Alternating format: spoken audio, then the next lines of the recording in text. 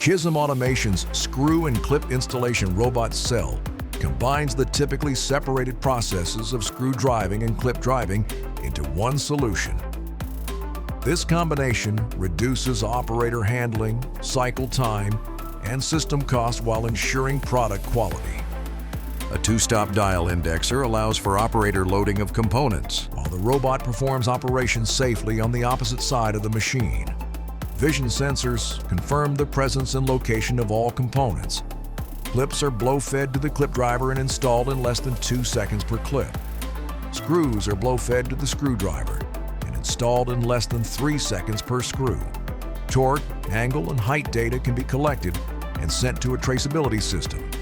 After the robot completes all operations, vision sensors confirm the presence of all clips and screws. Contact Chism Automation for professional-level solutions for automated assembly.